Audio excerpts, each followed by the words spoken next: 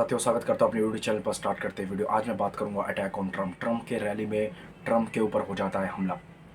और साथियों, ये हमला इतनी तेज़ी से होता है कि वहाँ के जो सिक्योरिटी होते हैं ट्रम्प के, उनको भी नहीं पता होता है। दुनिया भर से काफ़ी ज़्यादा रिएक्शन आते हैं कि आखिर ट्रम्प के ऊपर इतनी जल्दी हमले कैसे हो गए। ट्रम्प बहुत ही एक इन्फ्लुएंशियल लीडर हैं, साथ ही साथ पूर्व राष्ट्रपति रह चुके हैं और इस वक्त वो प्रेसिडेंशियल कैंडिडेट राष्ट्रपति के लिए वो इस बार खड़े हुए हैं बाइडन के खिलाफ। और साथ ही साथ ये भी बताया जा रहा है कि उनके ऊपर काफ़ी ज़्यादा असासिन होने के भी चांसेस और ज़्यादा है, मतलब उनके ऊपर हमले और हो सकते हैं। ये पूर्व काफ़ी जर्नलिस्ट ये भी कह चुके हैं। और साथ ही साथ ये भी आंकड़े निकल के आ रहे हैं कि ट्रम्प का जो कद है, ट्रम्प के ऊपर जो लोगों का भरोसा वो और ज़्यादा बढ़ चुका है। सबसे मेन चीज़ ये है कि उस वीडियो में ये निकल के आया कि ट्रम्प जब क्या कहते हैं उनके ऊपर जब हमला होता है तो ट्रम्प गिरते हैं और सिर्फ चले नहीं जाते हैं, उनको सिक्योरिटी सिर्फ लेके नहीं चली जाती है। ट्रम्प वहाँ पर अपने हाथों को बांध लेते हैं और नेताओं की तरह जो स्ट्रॉन्ग लीडर होता है ऐसे करते हैं कि हम इस युद्ध को और लड़ेंगे, हम इस युद्ध के लिए और भी ज़्यादा रेडी हैं। तो ये चीज़ दिखाता है कि ट्रम्प कितने ज़्यादा अंदर से कितने ज़्यादा पावरफुल हैं। वो सिर्फ बात नहीं करते हैं सामने कि मैं फर्स्ट अमेरिका, जो उनकी पॉलिसी है वो ऐसे ही नहीं बात करते हैं जैसे हम बोलते हैं कि हम भारत को आगे ले जाने वाले हैं। वैसे ही जो डोनाल्ड ट्रंप है वो ऐसे ही नहीं बोलते कि मेरी जो फर्स्ट पॉलिसी होगी अमेरिका फर्स्ट होगी, मेरी जो पॉलिसी है अमेरिका फर्स्ट रहेगी हमेशा। तो साथियों, ट्रम्प बाइडन की तरह नहीं है कि सिर्फ जहाँ पर जाए। अब मैं आपको बताता हूँ, बाइडन अभी नाटो का एक समिट हुआ था, वहाँ पर वो बोल रहे हैं जेलेंस्की को कि जेलेंस्की को संबोधित करते हुए कह रहे हैं आइए राष्ट्रपति पुतिन। मतलब उनको ये भी नहीं पता है कि मेरे बगल में खड़ा कौन है, यूक्रेन के राष्ट्रपति या पुतिन। तो साथियों, ये सारी चीज़ें बाइडन के वायरल होते होते इन 4 सालों के अंदर बाइडन इतने एक्सपोज हो चुके हैं कि लोगों का भरोसा नहीं रहा है बाइडन के ऊपर। और साथ ही साथ अगर मैं ट्रम्प की बात करूं तो ट्रम्प का जो लॉन्ग टर्म विज़न है, जो वो इंडो पैसिफिक के बारे में सोचते हैं, जो ईरान के बारे में सोचते हैं, जो रशिया के बारे में सोचते हैं, जो इंटरनेशनल पॉलिटिक्स के बारे में सोचते हैं, जो आगे 40-50 साल क्या होने वाले हैं उसको लेकर जो सोचते हैं, तो ट्रम्प के बारे में लोगों का बहुत पॉजिटिव रिव्यूज़ आ चुका है। लोगों के अंदर एक सकारात्मकता है कि शायद ये अगर ये राष्ट्रपति बने तो शायद जो वर्ल्ड लेवल पर जो अमेरिका की जो इमेज जो इतनी ख़राब हो चुकी है तो वो सुधर सकती है। अमेरिकन एज अमेरिकन, एक नॉर्मल अमेरिकन आज क्या सोच रहा है कि नॉर्मल अमेरिकन ये सोच रहा है कि हमारा राष्ट्रपति दुनिया के सामने ऐसे दिखे कि ये सच में स्ट्रॉन्ग लीडर है। क्योंकि भाई दुनिया का सुपर पावर यूएस है और उसको ये दिखाना होगा कि मेरे पास एक ऐसा स्ट्रॉन्ग लीडर है जो हमको आगे ले जा सकता है। ऐसा स्ट्रॉन्ग लीडर नहीं है जो स्पीच के वक्त यही भूल जाए मैं खड़ा कहाँ पर हूँ, मुझे बुलाना किसको है। तो बाइडन के ऊपर बहुत सारे एलिगेशन लग चुके हैं। हमास इजराइल वॉर के टाइम पर भी अमेरिका बहुत ज़्यादा एक्सपोज हो चुका है। तो ट्रम्प का होना बहुत ज़रूरी है।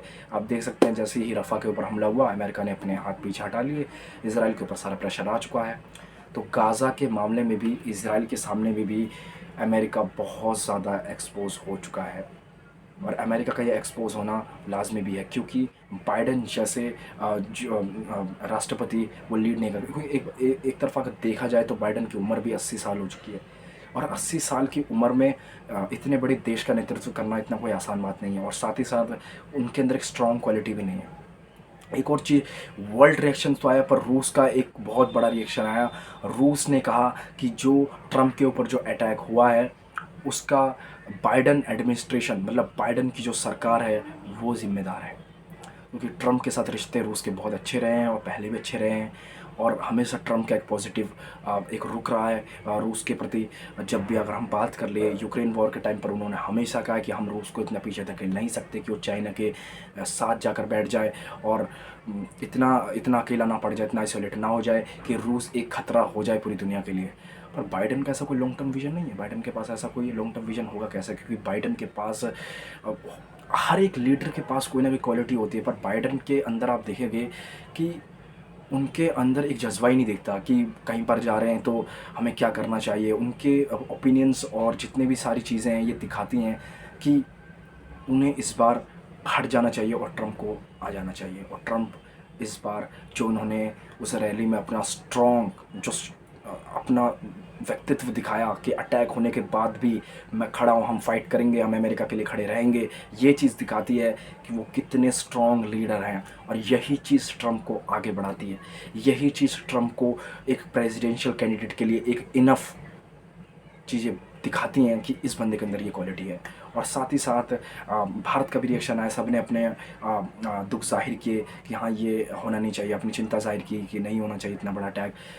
इससे पहले आपको ये पता होगा 1-2 साल पहले ट्रम्प क्या कहते हैं ट्रम्प के कुछ सपोर्टर्स वहाँ पर पहुँच चुके थे, कहाँ पर वाइट हाउस में, वहाँ पर पहुँच के उन्होंने अटैक किया था। और वहाँ पर भी ये दिखा था कि फर्स्ट अमेरिका का जो डेमोक्रेसी फिर से एक्सपोज हो गया। और ये पहली बार कोई अटैक नहीं है अमेरिकन प्रेसिडेंट के ऊपर, ये बार बार अटैक हो चुके हैं, ये अटैक बार बार हो चुके हैं। हाँ, अगर अब्राहम लिंकन की बात करें जो 16वें राष्ट्रपति थे, उनको मार दिया गया, जॉन एफ कैनेडी उनको मार दिया गया, इससे भी पहले 3-4 राष्ट्रपति और मारे जा चुके हैं। तो गन जो लाइसेंस है अमेरिका में, उसके ऊपर काफ़ी नियंत्रण करना होगा। और बाइडन तो बात हमेशा करते थे कि हमें गन लाइसेंस के ऊपर वो करना चाहिए, 4 साल में कोई भी उनकी पॉलिसी ऐसी रही नहीं। साथ ही साथ अगर मैं ट्रम्प की बात करूँ तो वो स्ट्रॉन्ग एज ए रिपब्लिकन्स हमेशा गन्स को हमेशा सपोर्ट करती है, मैं मानता हूँ। पर जो लाइसेंस मिलता है गन्स के लिए, इसके ऊपर रोक होनी चाहिए। और अमेरिका में एक सख्त पॉलिसी बननी चाहिए कि गन लाइसेंस के ऊपर नियम कानून होने चाहिए, वरना गन लाइसेंस के ऊपर अगर नियम कानून नहीं होंगे तो ऐसे अटैक्स होते रहेंगे। आप इंडिया में इतनी जल्दी गन नहीं ले सकते, आप इनका लाइसेंस नहीं मिल सकता, क्योंकि अमेरिका की जो कंडीशंस है वो इंडिया में लागू नहीं होती है। और ये अच्छी बात है, किसी भी कंट्री में गन लाइसेंस इतनी इजीली नहीं मिलनी चाहिए। 21-22 साल की उम्र के लड़कों के पास या युवाओं के पास अगर गन आ जाए तो उसका क्या होगा, जहाँ ना उन्हें पता है कैसे चलाना है, तो उससे वायलेंस ही होगा। तो यही चीज़ अमेरिका को सोचनी चाहिए कि हमें अपने इमेज को ठीक करना है, हमें एज अ इमेज को ये नहीं दिखाना कि यार हम आप सिर्फ ठेकेदारी नहीं कर सकते कुछ दिनों तक कि मैं सुपर पावर हूँ, आपको जिम्मेदारी भी निभानी पड़ेगी। साथ ही साथ रूस ने बड़े बड़े एलिगेशंस लगाए कि हम पीछे नहीं हटेंगे भाई, ट्रम्प के ऊपर जो अटैक हुआ बाइडेन एडमिनिस्ट्रेशन की वजह से हुआ है, हम उसमें पीछे नहीं हटने वाले।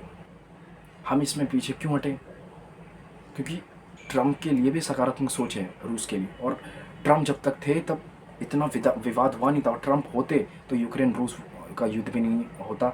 और मेरा तो ये भी मानना है, मैंने इतना एनालिसिस किया है अपने से, कि अगर ट्रम्प आते हैं तो रूस यूक्रेन युद्ध ख़त्म भी हो सकता है, क्योंकि ट्रम्प की जो है बात पुतिन सुनते हैं। और साथियों, मैं एक और चीज़ कहना ये भी चाहूँगा कि भारत को कंडेम करना चाहिए था। यही एक समय था जब हमें अमेरिका को पूरी तरह कंडेम करना चाहिए था, अपना सॉफ्ट पावर दिखाना चाहिए था। हमें दिखाना चाहिए था कि हम अपने प्रधानमंत्री के लिए, हम अपने राष्ट्रपति के लिए कितनी सिक्योरिटी लेके चलते हैं। इसलिए तो आज तक कभी भी हमारे सिक्योरिटी में कोई बीच नहीं हुआ। हाँ, राजीव गांधी हमारे जो प्रधानमंत्री जी रहे हैं, उनके सिक्योरिटी में बीच रहा है, ब्रीच हुआ जब उनके ऊपर अटैक हो गया। तो इंदिरा गांधी जी, उनकी जो माता श्री थी, उनके ऊपर हमला हुआ। तो हमें ये सोचना चाहिए कि हमने उसके ऊपर काम किया, तब तक आज तक 30-40 सालों में आज तक कोई हमला नहीं हुआ। तो हमें इस समय अमेरिका को कंडेम करना चाहिए था, हमें इस समय अपना सॉफ्ट पावर दिखाना चाहिए था। पर अब इंडिया वो चीज़ नहीं कर रहा। अब ये तो फॉरेन अफेयर्स के ऊपर है कि वो किस तरह से लेती है, हम तो सिर्फ अपनी राय दे सकते हैं। और साथियों, आपका इसका क्या है कमेंट करके ज़रूर बताना। मेरा प्रीवियस वीडियो ज़रूर देखना, मोदी मीट पुतिन, आपको काफ़ी चीज़ें पता चलेंगी कि रूस और भारत के रिश्ते कैसे बिल्डअप हो रहे हैं, डेवलपमेंट्स कैसी हैं। और आपको ये भी पता चलेगा कि अभी भारत का रुख क्या है, इंटरनेशनल जियोपॉलिटिक्स से रिलेटेड क्या है। और ये भी बताना चाहूँगा एंड में कि अगर ट्रम्प के असासिन के पीछे ईरान के ऊपर भी आरोप लग रहे हैं कि ईरान नहीं चाहता कि ट्रम्प आए, तो साथियों कमेंट करके ज़रूर बताना। और वीडियो कैसा लगा, मिलते हैं अगले वीडियो में।